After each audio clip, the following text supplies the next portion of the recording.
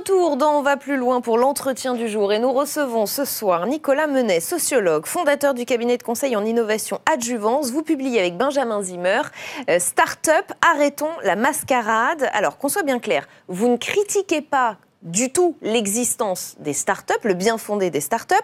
Vous dites même qu'elles peuvent changer le monde à condition de revoir leur modèle économique, c'est bien ça ? Alors, vous avez tout à fait raison, on n'est pas anti-start-up, bien au contraire, on est plutôt très positif et on a beaucoup Parce que le titre pourrait laisser penser le contraire, c'est pour ça que je précise là tout de suite. Absolument. On est plutôt dans une force de proposition sur pourquoi les start-up sont vraiment un vrai vecteur d'innovation et de création de compétitivité, d'emploi, que ce soit pour la France ou dans le monde, en particulier en France, puisque la France est vraiment championne en fait en termes d'investissement dans les startups. On est vraiment très bien placé au niveau mondial. Donc notre proposition, c'est pourquoi pas utiliser ce nouveau modèle pour en faire un projet de société. Alors on y viendra plus précisément. D'abord le constat. Vous dites on est les champions dans l'investissement dans les startups, sauf que le constat est assez terrible. Une startup sur 10 vit plus de 5 ans et 74% affichent un résultat en perte, c'est bien ça ? C'est exactement le constat de départ qui nous a donné envie de faire ce livre avec mon co-auteur Benjamin Zimmer. Aujourd'hui, effectivement, vous avez l'annonce d'un fonds public de 10 milliards d'euros par le président de la République. On a en 2017 une année record en termes de levée de fonds qui s'approche à peu près des 3,5 milliards d'euros, ce qui est quand même des sommes conséquentes. Et en face de ça, vous avez 90%, effectivement, selon une étude INSEE de 2016, des startups qui ne passent pas le cap des 5 ans. 74% d'entre elles, comme vous l'avez dit, sont en déficit également. Donc le problème est là, c'est-à-dire qu'on a investi, on a tout ce qu'il faut pour réussir, et pourquoi ça ne marche pas exactement. Et elle ne crée pas d'emplois, pas d'innovation ? Alors bien sûr qu'il y en a qui créent des emplois, bien sûr qu'elles créent des innovations, il y a des licornes qui commencent à émerger, attention, le tableau n'est pas aussi noir. Mais elles peuvent aller encore plus loin, et avec les moyens qui sont mis sur la table, probablement on peut vraiment devenir champion. Alors vous dites que les startups manquent aussi d'accompagnement. Vous avez créé le personnage de Tom qui se lance un petit peu sur un coup de tête, sans préparation. Il va tout de même réussir l'étape de la levée de fonds, mais considérez que c'est déjà en fait une victoire et que tout le travail est terminé, alors qu'en fait tout commence. Exactement, vous avez parfaitement bien résumé.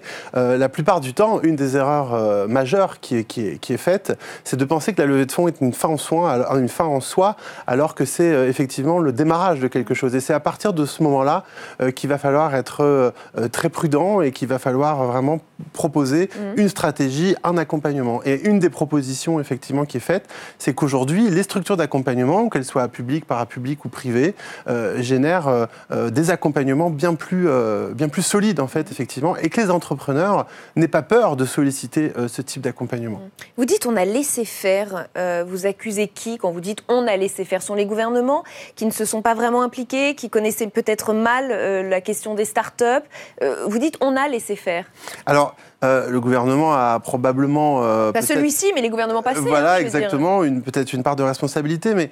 On a laissé faire, c'est justement ce flou est volontaire, c'est le marché. Voilà. On a beaucoup cru au marché, la main magique du marché, cette économie de marché où on se dit que le darwinisme entrepreneurial va fonctionner, c'est-à-dire qu'on va semer, on va investir et on va voir ce qui marche et ce qui ne marche pas. Quand on dit on a laissé faire, c'est ça. Alors qu'aujourd'hui, finalement, on pourrait légèrement orienter quelque part les investissements pour avoir plus de productivité en termes d'entreprises pérennes et qu'un porteur de projet, un entrepreneur, un start-upper devienne un chef d'entreprise. Et pour ça, il y a du laisser-faire, certes, parce qu'il faut laisser la place à l'innovation, à la créativité, mais il faut évidemment énormément accompagner pour que ça puisse devenir pérenne et viable. Et là, vous remettez clairement en question les modes de financement. Vous dites, en fait, la start-up, c'est devenu un placement financier, mais il n'y a pas vraiment presque de volonté idéologique, éthique, pour améliorer la société. Alors, le mode aujourd'hui, une des mascarades aussi dont on parle, c'est vrai que depuis les crises financières très importantes qu'on a vécues entre 2000 et 2008, notamment la crise des subprimes évidemment, beaucoup de liquidités se sont retrouvées sur les marchés et beaucoup d'investisseurs effectivement ont utilisé la start-up plus comme un véhicule financier, vraiment que comme la création, comme le creuset de l'innovation pérenne en fait. Mais c'est possible de rendre un investissement éthique, plus humain, plus... vous voyez ce que je veux dire ? Est-ce que c'est possible ? Quelqu'un qui a envie d'investir et d'avoir de l'argent en retour et de gagner de l'argent en retour, après tout, il s'en fiche un peu de savoir si la start-up va améliorer le monde, changer le monde ou améliorer la société. Comment les convaincre, les investisseurs? Tout à fait. Ce qu'on dit, c'est pas, on n'oppose pas le monde éthique et du monde lucratif avec des financiers d'un côté et de l'autre côté des gens qui font le bien de l'humanité. Absolument pas. Ça, c'est vraiment pour nous un combat qui est totalement dépassé. C'est-à-dire qu'aujourd'hui, vous pouvez très bien être un investisseur, investir dans quelque chose qui est de l'ordre de l'intérêt général et surtout qui va vraiment répondre à des besoins.